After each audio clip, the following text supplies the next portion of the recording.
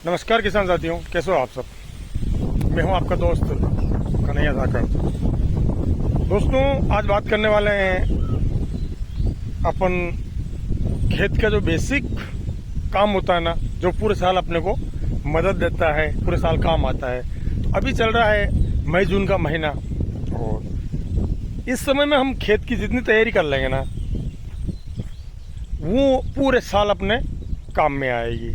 जिसमें दोस्तों हके जुते भी हो गई, खाद बीज डालने हैं, खेत को लेवलिंग कराने हैं, जो भी छोटे मोटे काम है वो सारे अपने को अभी निपटा लेना चाहिए। तो दोस्तों ये समय काफ़ी लंबा रहता है, और इस मौसम में खेत के अंदर कई तरह के जो किसान के शत्रु कीट कहा जाता है ना, शत्रु फंगस होती है, उनको ख़त्म करने में और खेत को अच्छा उपजाऊ बनाने में ये समय काफ़ी अच्छा है।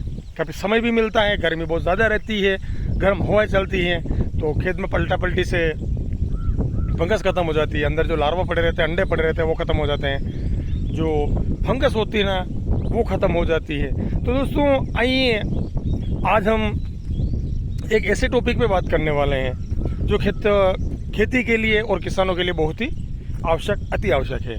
तो आइए दोस्तों, पहले मैं आपको कुछ बता देता हूँ, फिर उसके बाद में अपन फायदे और नुकसान दोनों चीज़ की बात करेंगे।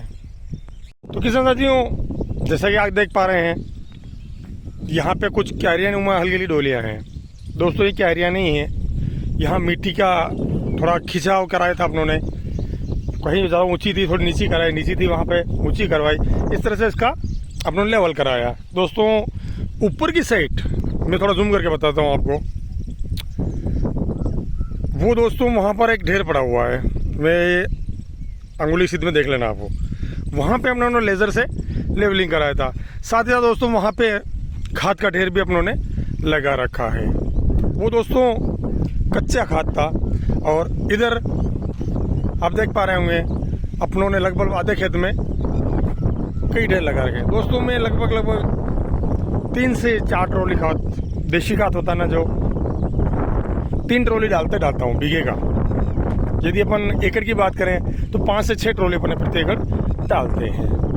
नदियों जो अपन देसी खाद डालते हैं ना, वो पूरा जहाँ भी डालते हैं भरपूर डालते हैं। तो दोस्तों घर पे गाय भैंस पाल रखी है अपनों ने, डेयरी पे दूध जाता है, एक्स्ट्रा इनकम अपनी होती है, प्लस साथ ही साथ अपने को 10 से 12 ट्राली 15 ट्राली अपने को हर साल का पका हुआ खाद मिलता है, जो अपन खेती में यूज़ करते हैं।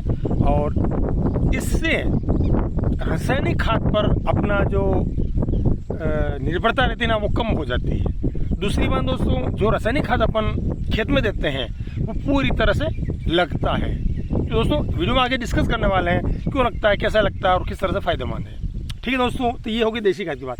दोस्तों अब ये अपन थोड़ा समझ लें कि देसी खाद डालने के फायदे क्या है और नुकसान क्या है। दोस्तों कुछ नुकसान भी हैं, जो यदि किसान भाई ध्यान नहीं दे पाते हैं तो उसके फायदे की जगह नुकसान भी अपने को मिलते हैं। तो दोस्तों सबसे पहले अपन फायदे डिस्कस कर लेते हैं, उसके बाद में अपन नुकसान। और देसी खाद डाल रहे हैं तो क्या क्या सावधानी अपने को रखनी चाहिए, ताकि अपना खाद प्रॉपर काम करें और किसान को पॉजिटिव वे में देसी खाद काम करें। ठीक है दोस्तों, तो लगभग मैं हर साल 8 से 10 ट्राली 12 ट्राली खाद घर का ही डालता हूँ, बाहर से नहीं लाता हूँ। दोस्तों घर का खाद डालने में एक फ़ायदा रहता है कि खाद के अंदर जो बीज होते हैं खरपतवार के, वो अपने को देखने को नहीं मिलते, कम मिलते हैं। क्यों दोस्तों, जो चारा अपन खाने को डालेंगे ना, तो वो किस तरह का चारा अपन डाल रहे हैं।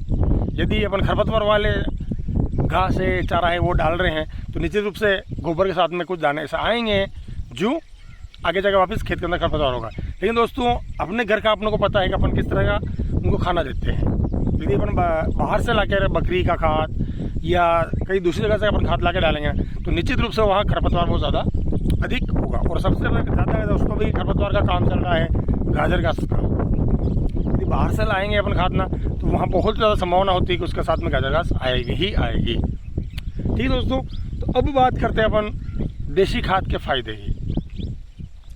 दोस्तों आप एक चीज़ देख रहे होंगे, नोटिस की होगी कि जिन खेतों के अंदर देसी खाद नहीं होता है, कम होता है या नहीं होता है, वहाँ पर अपन दिन प्रतिदिन रासायनिक खाद बढ़ाते जा रहे हैं, उत्पादन जो का त्यों है।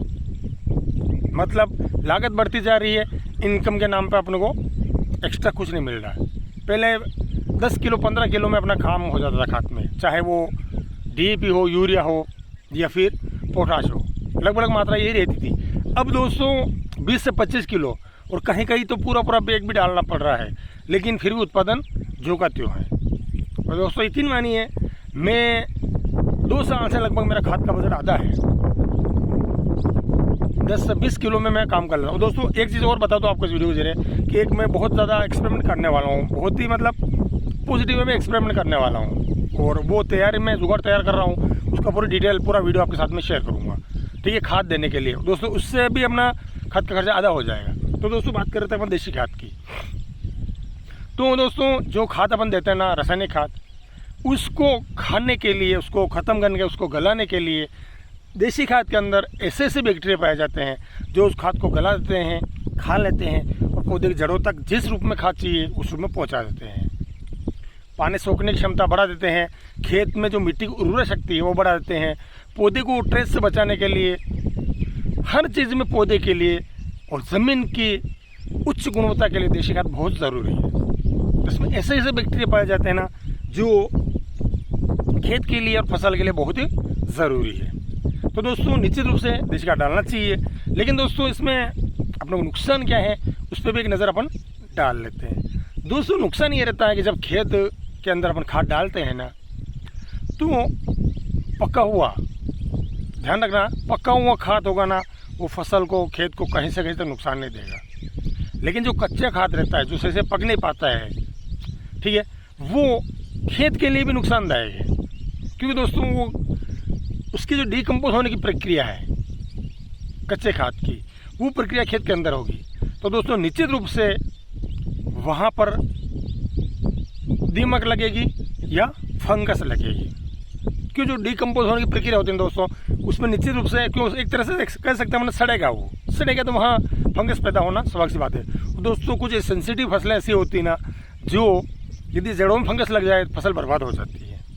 तो दोस्तों निश्चित रूप से इस चीज़ का ध्यान रखिएगा कि यदि अपन खेत के अंदर खाद डाल रहे हैं तो पका हो ही डालें, कच्चा खाद है तो उसका ढेर अलग से लगा दें अपन, ताकि बारिश का पानी पड़ेगा, उसकी अल्टा पल्टी भी हो गई तो निश्चित रूप से पक्के वो तैयार हो जाएगा, और अगली फसल में अपन उसको खेत के अंदर बिखेर देंगे, डाल देंगे। तो इस तरह से अपन यदि कच्चा खाद भी खेत में डाल रहे हैं तो उसको एडजस्टमेंट करके अपना पका सकते हैं और खेत में अच्छे से लगे, अच्छे से अपने को उत्पादन दे, अपने खेत के लिए फायदेमंद हो, किसान के लिए फायदेमंद हो, अपनी जेब के लिए फायदेमंद हो, फसलों के लिए फायदेमंद हो, ऐसा बनाकर अपने खेत में डालें। तो दोस्तों निश्चित रूप से कुछ क्लियरिटी मैं आपको इस विषय पर दे पाया हूँ। दोस्तों वीडियो पसंद आए तो लाइक करिएगा, शेयर करिएगा, कमेंट करिएगा, और जो चैनल पहली बार है वो चैनल को सब्सक्राइब करना ना भूलिएगा। मिलते हैं किसी अगले वीडियो में एक नई जानकारी के साथ दोस्तों, तब तक के लिए जय हिंद, जय भारत, जय जवान, जय किसान।